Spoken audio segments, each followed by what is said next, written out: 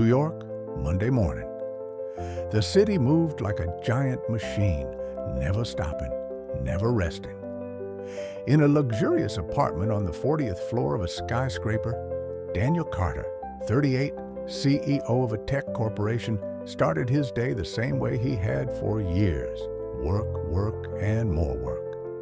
As soon as his alarm rang, he grabbed his phone, scrolling through dozens of emails and messages. There was no time to waste.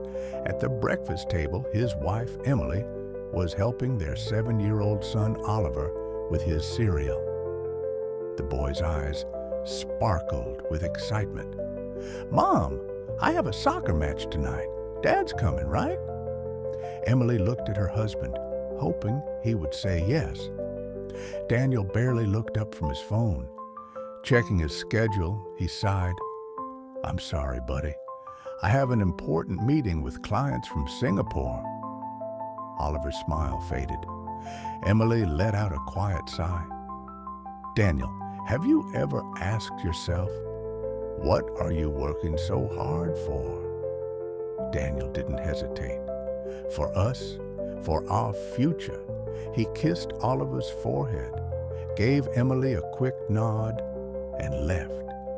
But he didn't realize he was losing something far more valuable than time. On the way to his office, his phone rang. Dad calling. Daniel glanced at it, hesitated for a moment, then he sighed and hit decline. "Dad probably just wants to talk about old memories. I'll call him back later." But later never came.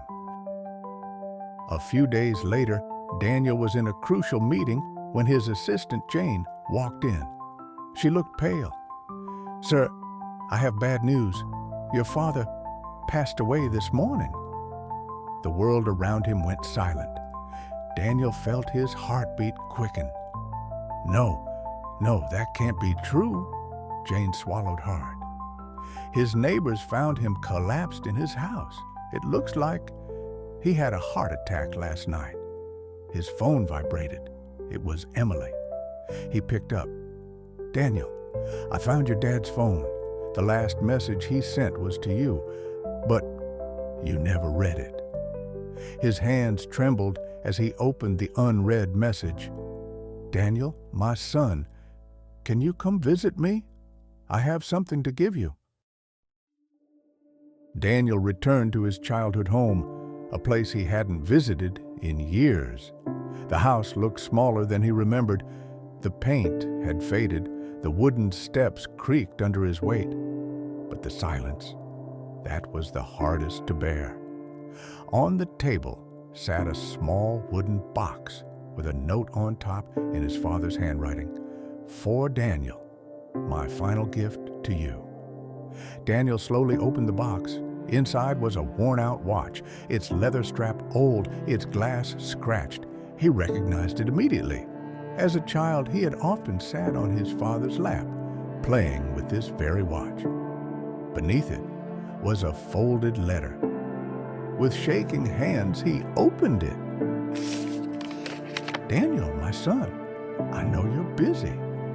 I was too. I spent my whole life working, believing I was building a better future for our family. But I forgot the most important thing: time with the people I love. Your mother left me while I was too caught up in work. By the time I realized my mistake, it was too late.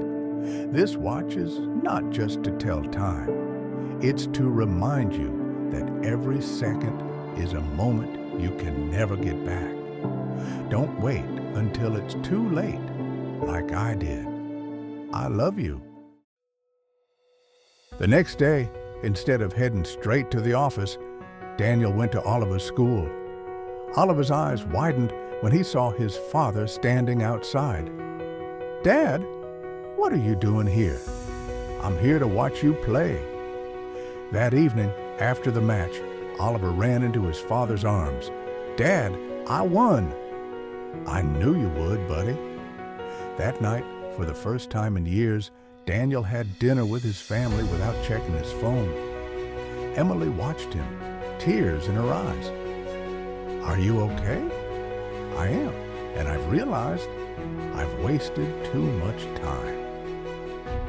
A month later, at a major business conference, an investor asked him, "Daniel, how much is your time worth?"